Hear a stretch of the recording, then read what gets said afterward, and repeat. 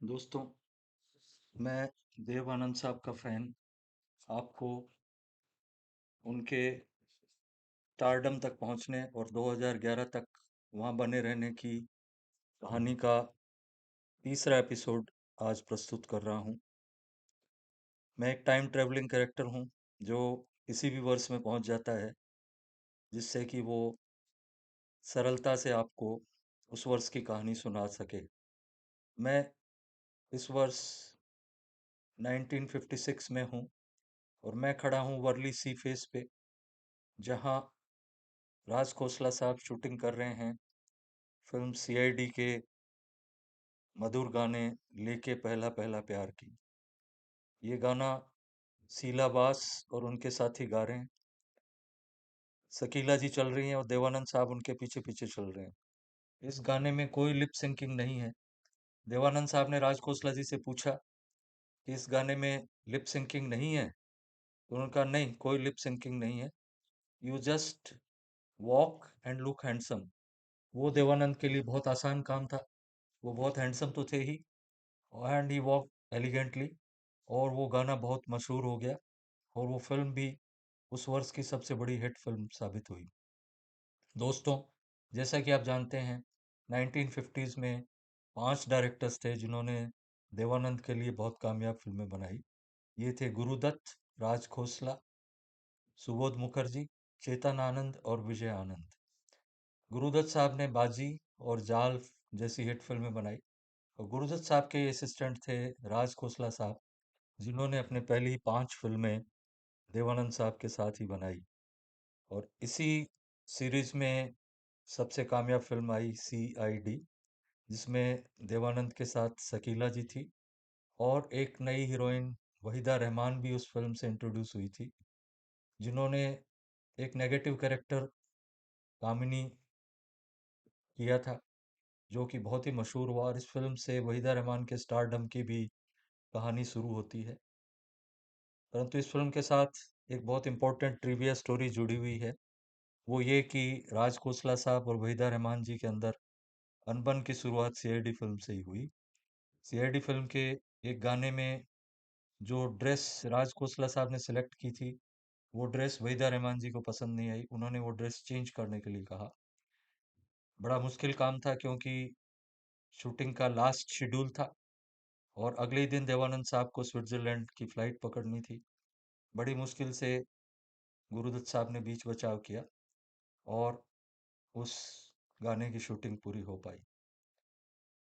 आगे चल के भी राज खोसला साहब ने देवानंद और वहीदा रहमान की हसीन जोड़ी को डायरेक्ट किया और वो फिल्म थी 16वां साल, जिसके गाने बहुत हिट हुए। फिल्म भी बहुत कामयाब हुई।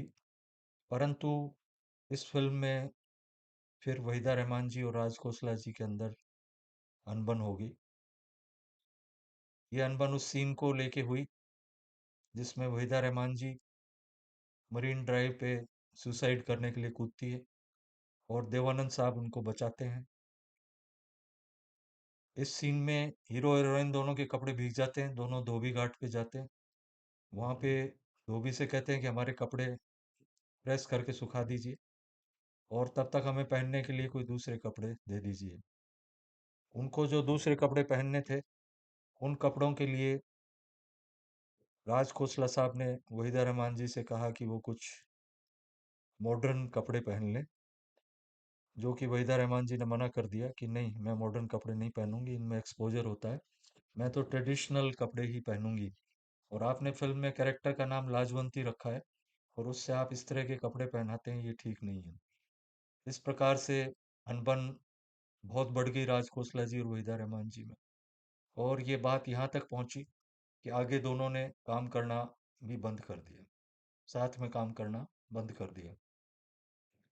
दोस्तों, जैसा कि आप जानते हैं, 60s में जब फिल्म गाइड का हिंदी वर्जन बना, तो देवानंद साहब ने यह तय किया कि राज खोसला साहब इसका डायरेक्शन करेंगे। परंतु वहीदा रहमान जी ने राज खोसला जी के साथ काम करने से मना कर दिया।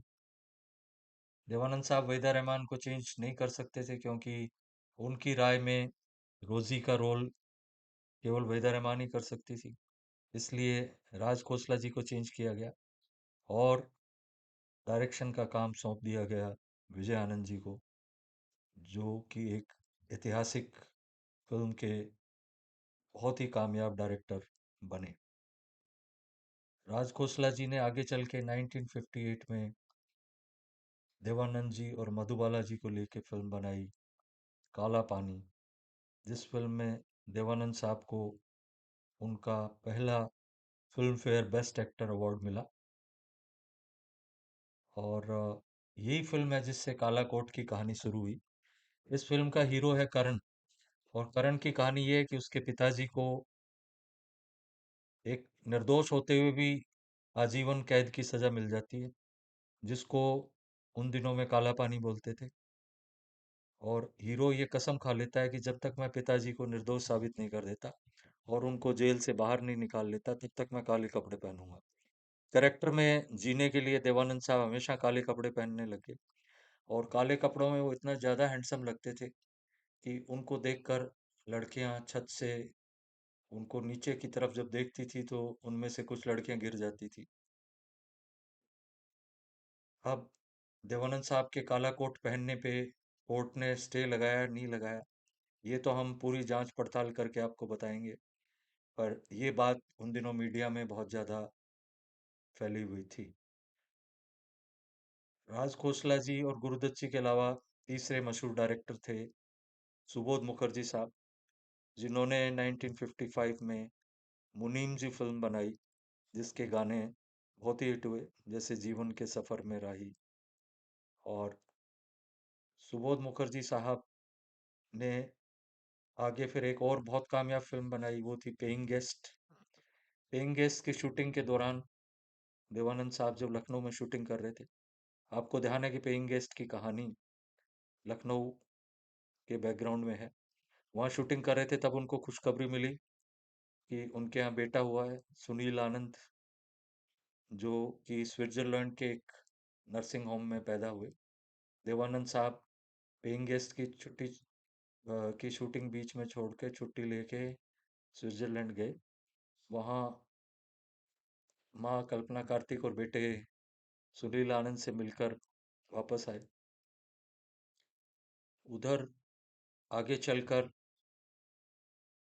सुबोध मुखर्जी साहब ने एक और फिल्म बनाई, और इस फिल्म की इतनी धूम मची कि आज मैं साल 1959 में, जहाँ फिल्म फेयर पुरस्कार समारोह हो रहा है, उसके सामने खड़ा हूँ। मैं बहुत खुश हूँ कि देवानंद साहब को बेस्ट एक्टर के लिए नॉमिनेशन मिला है। देवानंद साहब को 1958 में काला पानी के लिए बेस्ट एक्टर अवार्ड मिला था, और 1959 में वो नॉमिनेट हुए थे बेस्ट एक्टर के लिए लव मैरिज फिल्म के लिए। हालांकि उन्हें पुरस्कार तो नहीं मिला, पर वो नॉमिनेट हुए थे, और उनकी ये फिल्म भी बहुत चली थी। देवानंद साहब और माला सिन्हा की बहुत ही हसीन जोड़ी की ये पहली फिल्म थी लव मैरिज, जिसमें अभी भट्टाचार्य जी ने भी बहुत शानदार काम किया था।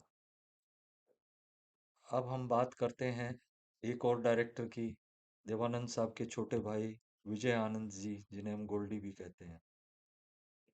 देवानंद साहब ने जब नवकेतन फिल्म की शुरुआत की थी, वर्ष 1949 था, उसमें उनकी पहली फिल्म अफसर को डायरेक्ट किया चेतन आनंद जी ने।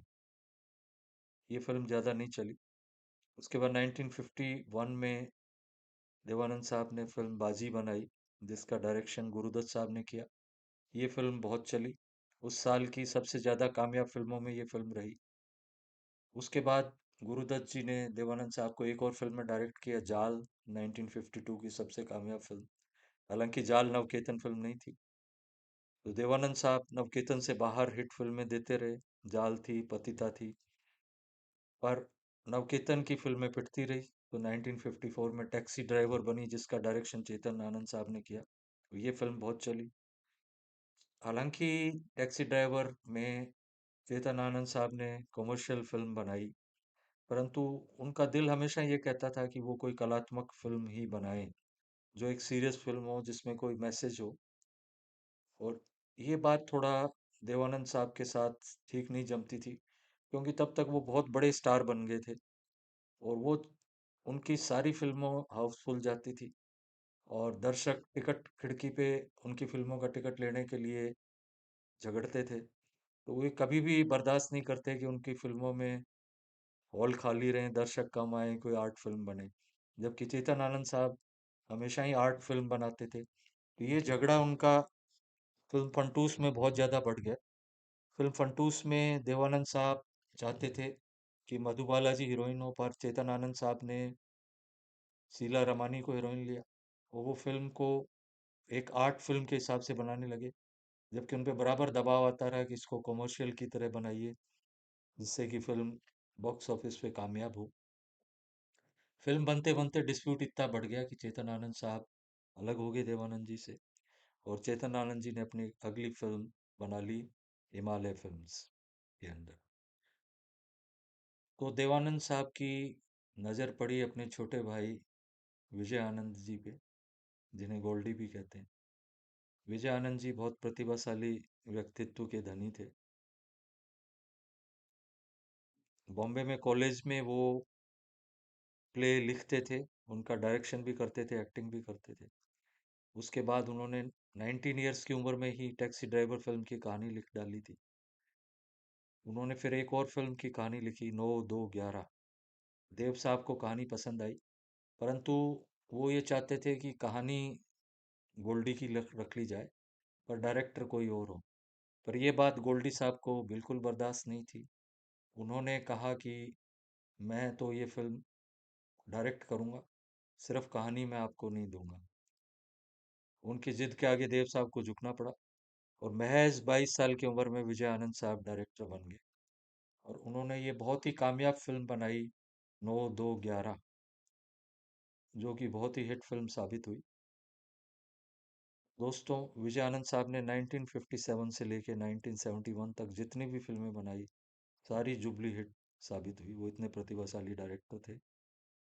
टैक्सी ड्राइवर में बॉम्बे की सड़कों पे फिल्म को बनाया गया था।